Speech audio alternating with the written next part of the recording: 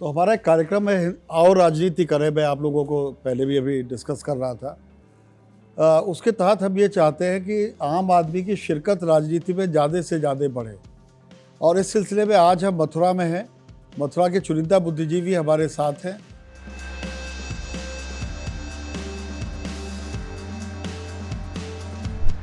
बजाय मैं ज़्यादा बोलूँ, मैं चाहूँगा कि वो अपनी बात को कहें, और आपसे बात शुरू करता हूँ। आग्रह सिर्फ इतना है, संक्षेप में बोले, अपना परिचय दें पहले मासेस के लिए, और फिर राजनीति से आप क्या समझ। मैं डॉक्टर मनोज मोहन शास्त्री श्रीमद् भागवत और रामकथा का प्रवक्ता हूँ और मूलतः वृंदावन का निवासी हूँ। हिंदुस्तान की पहल है कि आओ राजनीति करें। सबसे बड़ी बात तो है कि जो आप आज कर रहे हैं, पहले कहावत थी 1 और 1 11 होते हैं, पर आज 2 और 2 22 है। और आओ राजनीति करें मैं इसमें आपने ही ये पहल चालू की और उसका उत्तर भी दे दिया है कि करो पसंद भरोसेमंद। अब जहां आपके लिए भरोसा है उसी को हमको पसंद करना है। और चूंकि अब 10 तारीख को वोटिंग है, यूँ कहते हैं कि हर दिन चुनाव करवट बदलता है, लेकिन करवट बदलने के बाद में भी जब उठता है तो फिर सीधा ही उठता है व्यक्ति भी, इसलिए चुनाव को भी सीधा उठना चाहिए। और चूंकि ब्रज की समस्याएं बहुत हैं, किंतु हमारे ब्रजवासी बहुत भोले हैं। वो केवल ये चाहते हैं कि हमारा प्रतिनिधि हमारे सुख दुख में खड़ा हो और मुस्कुरा कर देख ले, बस। मैं पूछ ये रहा हूँ कि आपको ऐसा लगता है कि जनता के पास भी कोई विजन होता है नेता को देने के लिए, या वो वेग होता है? बिल्कुल जनता की स्थिति यह है, चाहती तो बहुत है, अपनी जिम्मेदारी को नहीं समझती है। सफाई को भी लीजिए, जो करेगी नगर पालिका करेगी।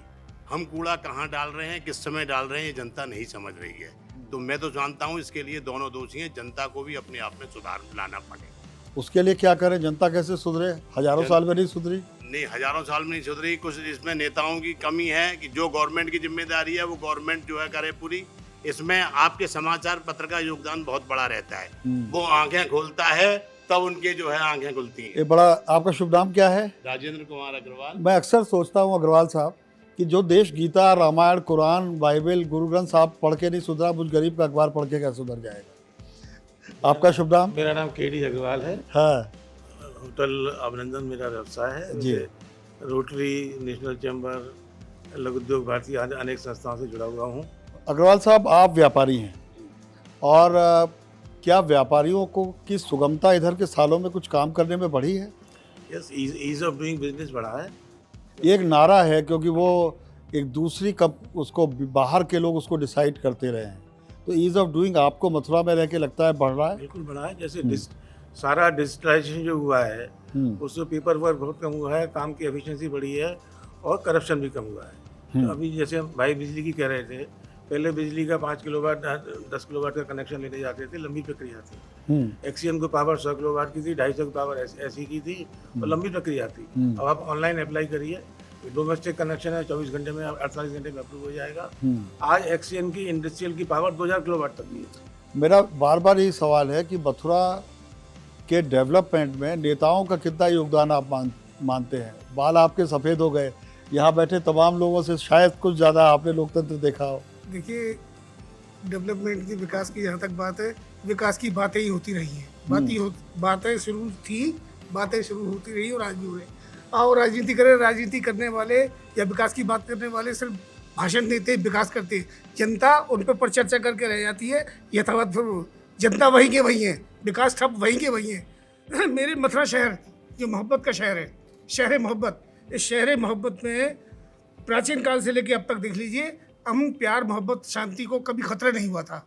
लेकिन मैं एज ए शायर, लेखक महसूस कर रहा हूँ कि हमारी प्यार, मोहब्बत, अमन, शांति, सौहार्द, रसखान, ताज बीबी, भगवान श्री कृष्ण के 170 भक्त मुस्लिम कवि, इनमें कहीं कुछ इस समय आते आते आते आते कुछ अवरोध सा महसूस कर रहा हूँ।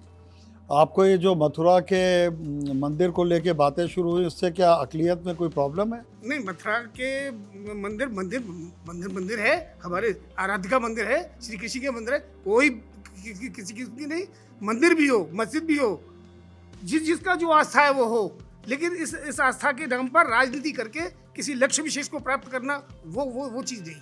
सब धर्म फले, सब फूले, सबके साथ में न्याय हो। आप लोगों की कोई डिमांड सरकार से है कि कलाकारों के लिए भी कुछ? यही है कि जो अब कोई मंदिर के पुजारियों को दे रहा है, कोई मौलवियों को दे रहा है, कोई कुछ दे रहा है, कलाकार किसी के एजेंडे में जी, नहीं है। बिल्कुल आपने सही कहा। हाँ। और यहाँ के जो प्रतिष्ठित कलाकार हैं उनके लिए बहुत समय से कोरोना टाइम में डिमांड भी चली थी, कम से कम उनका मंथली बेसिस पर कुछ ना एक रेम्यूनरेशन इस टाइप का पारिश्रमिक या उनका मंथली उनको दिया जाना चाहिए, जिससे जो लोग हैंड टू माउथ हो गए कोरोना टाइम में, कम से कम उन लोगों की आजीविका चलती रहे। क्योंकि कोई भी नेता आए, प्रोग्राम तो कलाकारों को ही करना होता है। उस समय सबको सुधा आती है। होली का उत्सव देखिए, अगर वहाँ आर्टिस्ट नहीं हो तो क्या है, फीका फीका है सारा। तो मैं खुद इसी क्षेत्र का हूँ और मुझे लगता है जैसे भोजपुरी या अन्य भाषाएं या बोलियां हैं हिंदी की, वो उनमें संगीत का और सारी चीज़ में बड़ा डेवलपमेंट हुआ।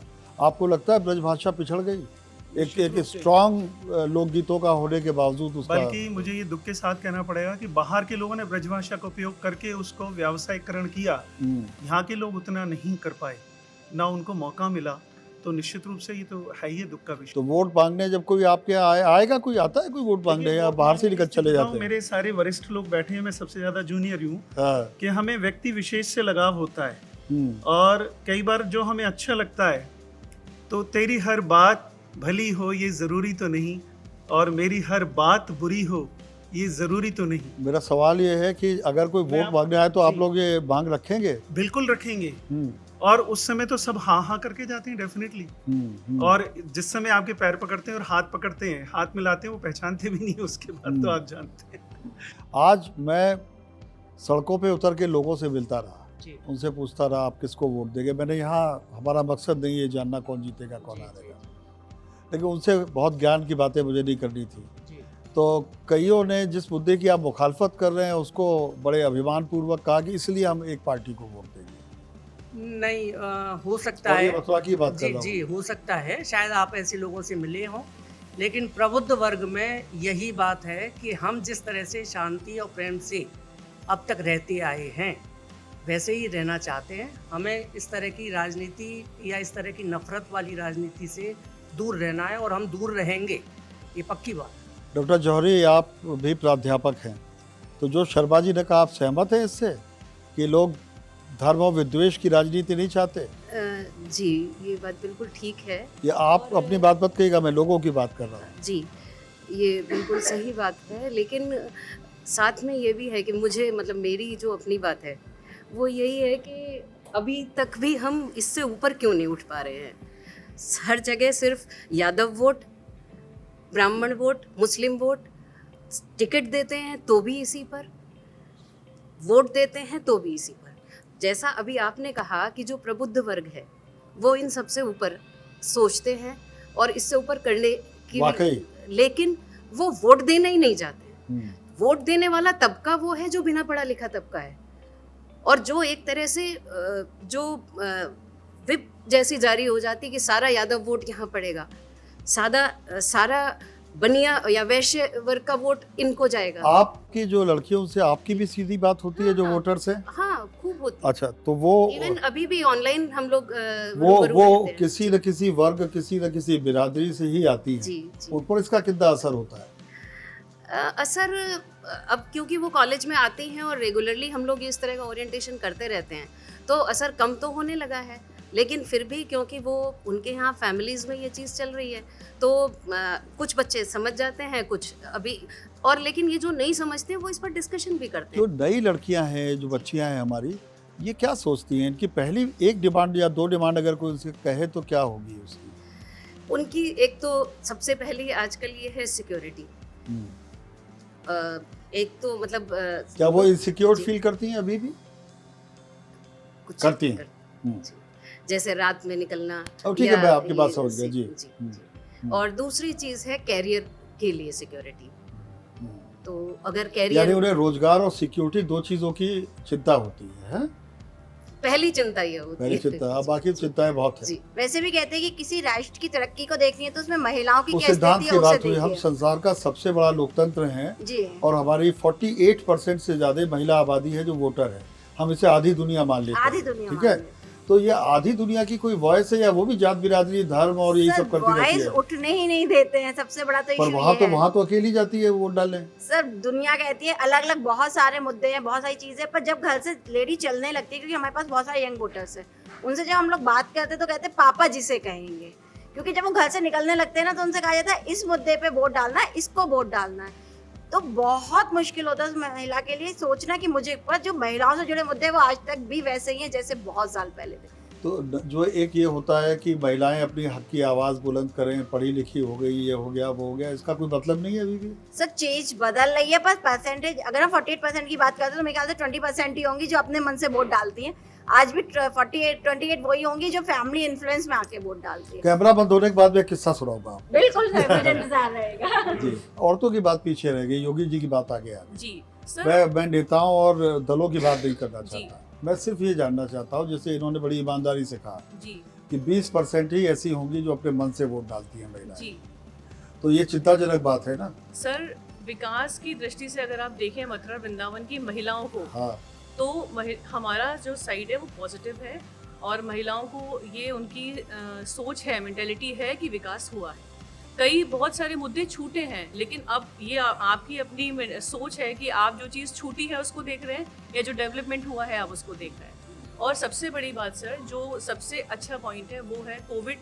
ये जो रोज़गार का मुद्दा है या जो महिलाओं के साथ प्रॉब्लम्स हैं, ये मुद्दा गवर्नमेंट का नहीं है, ये सिचुएशन का है। जो कोविड को हमने फेस किया, ये बहुत बड़ी महामारी थी, और जिस तरीके से इसके वैक्सीनेशन कैंप को अरेंज किया गया। फिर आप दूसरी तरफ नहीं जाओ। सर, मैं मैं जनरल प्लीज लोगों का आपसे व्यूज। देखिए मेरी चिंता क्या है, जी हिंदुस्तान टाइम्स से इसी मथुरा जिले में 2 गांव गोद लिए, जी वो मैं चलाता था, जी मैं खुद उसको देखता था चीज़ों को, जी और मुझे कई बार निराशा का सामना करना पड़ता था। मेरे ही कहने पे मुख्यमंत्री वहाँ गए थे मेरे फंक्शन में, उन्होंने कई घोषणाएं की, कुछ पूरी हुई, कुछ नहीं हो पाई, लेकिन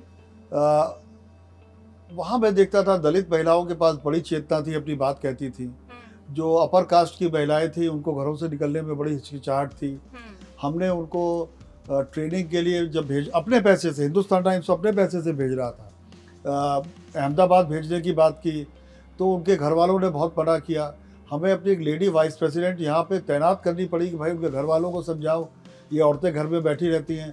आज उनके पास बल्क ऑर्डर्स हैं, ड्रेसेस के, तमाम चीज़ों के, मास्क बनाती हैं, और प्रतिदिन का अपना 300-400 रुपये घर बैठे कमा लेती हैं। जी। लेकिन मैं उनकी उस एक इकोनॉमिक इंडिपेंडेंस के बाद ही मुझे ऐसा लगता है कि उनकी एक राजनीतिक सोच विकसित होगी। आप बार बार एक आदमी पे, एक पार्टी पे चली जाती है। मेरा सिर्फ हाँ या ना में जवाब दीजिए, महिलाओं की कोई राजनीतिक सोच बन पाई है या नहीं? सर बिल्कुल बन पाई है, लेकिन कंफ्यूजिंग वाली स्थिति है। कई बहुत लोग फैमिली से इन्फ्लुएंस हैं, बहुत लोग जो अपने कुलीग हैं उनसे इन्फ्लुएंस हैं। फिर भी जो चुनाव का जब समय आता है ना, जब बिल्कुल डेडलाइन पर हम होते हैं और जो एक हवा होती है, उस हवा को बहुत लोग फॉलो करते हैं। सर क्या आपको लगता है कि चुनाव परिणामों में कुछ उलटफेर हो सकते हैं पहले के मुकाबले? चुनाव परिणामों में उलटफेर हो सकते हैं, क्योंकि कई मुद्दों को लेकर के लोग परेशान हैं।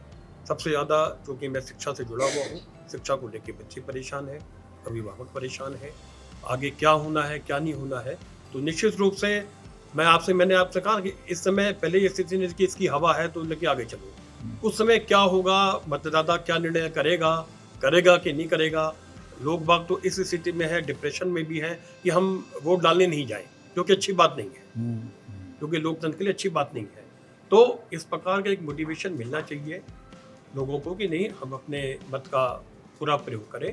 मत का प्रयोग करेंगे तो अच्छी सरकार चुन करके आए। बिहारी जी का मंदिर सबसे महत्वपूर्ण है, जिसके आसपास कहीं भी अगर आपको जाना है तो आप मंदिर के टाइम तक पहुंच नहीं पाते, मंदिर बंद हो जाता है, आपको बिना दर्शन किए वापस जाम बहुत ज़्यादा है। जाम के अलावा वहाँ के कंजेक्शन इतनी है, इतनी कंजेस्टेड रोड्स है, उसका एक बहुत अच्छा विकल्प जब तक नहीं निकलेगा तब तक इसका पूरे शहर की छवि नहीं सुधर पाएगी, क्योंकि एक शहर की फिजा को एक ट्रैफिक व्यवस्था बहुत अच्छा बनाती है। तो सबसे इम्पोर्टेंट है कि उसके आसपास का जो भी एरिया है उसको ऐसा प्लान किया जाए कि जो टूरिस्ट आ रहा है वो आराम से आ पाए, दर्शन कर पाए, और इस शहर की इकोनॉमी को चलाने में वो सबसे महत्वपूर्ण योगदान है। दूसरा, रही बात अर्थव्यवस्था की, तो जो अब बैंकिंग सेक्टर में सरकारी बैंक जो हम लोगों को कन्वीनियंस दिया, कोविड में भी दिया, अब भी दिया, उससे अच्छी सुविधाएं हो नहीं सकती। अगर व्यापार उन्नति नहीं कर पा रहा तो कहीं ना कहीं उसमें हमारी खुद की कमी है, क्योंकि आज की स्थिति में बैंक बिना मॉर्गेज किए आपको 1 करोड़ 2 करोड़ कितना पैसा देने को तैयार है आप पे पैसा लेने के लिए। ये बड़ी आप अजीब बात कर रहे हैं, क्योंकि मुझे एमएसएमई के बहुत से लोगों ने शिकायत की कि बैंक हमें कोऑपरेट नहीं कर रहे। सर बैंक 100% कोऑपरेट कर रहा है, अगर आपके पास लीगल डॉक्यूमेंट नहीं है तो ही दिक्कत आएगी, वरना आज की स्थिति में सरकारी बैंक इतनी अच्छी सुविधाएं दे रहे हैं कि अगर आप काम करने वाले व्यक्ति हैं और आप पे प्रॉपर्टी नहीं है तो भी बैंक आपको आपके प्रोजेक्ट के आधार पे पैसा दे देगा। डन। भारत में ये माना जाता था, खासकर जो होटल और रेस्टोरेंट वाले थे उनके सामने दिक्कत ये थी कि उनके ऊपर कई तरह की तलवारें लटक रही होती थी, कई विभागों से उनका वास्ता पड़ता था। इस तरह की दिक्कतें कुछ कम हुई हैं? सर वो दिक्कतें तभी बढ़ेंगी जब हम लोग इलीगल चलेंगे। अगर हम लीगल चल रहे हैं तो वो किसी भी प्रोजेक्ट में हो सकता है, होटल से मतलब नहीं है। हम कोई भी काम कर रहे हैं अगर उसको उसके अनुसार नहीं करेंगे जो सरकारी मापक बने हुए हैं तो हर जगह पे दिक्कत आएगी। वो होटल से कोई मतलब नहीं है, सभी जगह पे। किसी के मन में कोई और बात रह गई हो? एक चीज मैं ये कहना चाह रही थी, कुछ भी है पर सबसे पहले हर आदमी को निकल के वोटिंग जरूर करनी चाहिए, क्योंकि गवर्नमेंट बहुत सारे एफर्ट्स, बहुत सारी एनर्जी और बहुत सारा पैसा खर्च करती है। अगर हम वोट करना चाहते हैं, और नहीं तो अब हम पे ये भी ऑप्शन होता है कि हम कहते हैं कि we are not agree with this system, but जो भी है कम से कम घर से बाहर निकले और वोटिंग जरूर से करें, क्योंकि सबसे ज्यादा जब 60% वोटिंग, 40% वोटिंग, और अर्बन्स में जहाँ पढ़े लिखे लोग हैं वहाँ वोटिंग रेशियो हमेशा कम रहेगा। तो वो मैं जरूर कहना चाहती हूँ कि जिसकी जो भी राय, जिन लोगों की वजह से शहर हैं, अगर वो वोट अगर उनको माइनस कर दीजिए तो और ज्यादा कम हो जाता है वो लोग। ऑनलाइन सिस्टम चालू हो गया, हाँ। लेकिन ऑनलाइन के बाद में जो बिना पैसे दिए काम नहीं हो पाता है, ये सबसे बड़ी समस्या। अग्रवाल साहब से मैं यही तो कह रहा था, वो मानने को ही तैयार नहीं थे। किसी भी चीज में ऑनलाइन, बिजली का बिल भी हो ऑनलाइन, अगर वो है उनकी जो उनकी तरफ से मना हो गई, तो वो समस्या यही है कि ऑनलाइन के रेशो से पूरा नहीं होगा, पैसे से वो काम पूरा हो जाएगा। ये सबसे बड़ी एफिशिएंसी नहीं, हर हालत में उस ट्रांसफार्मर पर लोड अपने आप जो है हो जाएगा, जो कि ऑनलाइन पर लोड नहीं है। तो इसका क्या चुनाव पर असर पड़ता है इन बातों का? थोड़ा बहुत फर्क तो पड़ता है। अच्छा, मैं धार्मिक क्षेत्र से आता हूँ, इसलिए एक मस्ती की सभी के बीच में एक बात और कह देता हूँ, क्योंकि ऑन रिकॉर्ड है। वत्स, तुम्हारी समस्त गलतियों को अनदेखा करने का कारण केवल एक है कि मैं हस्तिनापुर से जुड़ा हुआ हूँ। इन्होंने बिना बहुत कम शब्दों में कह दिया अपना। तो शरशैया पे तो नहीं बैठे आप? एक चाइनीज कहावत है कि बड़ी बड़ी क्रांतियों की शुरुआत किसी एक आदमी के विचार से होती है। तो यहाँ लोग भले ही पूरे मथुरा जिले को रिप्रेजेंट न करते हों जनसंख्या के हिसाब से, लेकिन मनीषा उनकी पूरी थी। और इससे आपको अंदाज लग सकता है कि स्त्रियों की सोच क्या है, पुरुषों की सोच क्या है, लोग राजनीति, राजनेताओं और अपने समाज के बारे में क्या सोचते हैं। livehindustanCom के लिए मैं शशि शेखर, मथुरा से।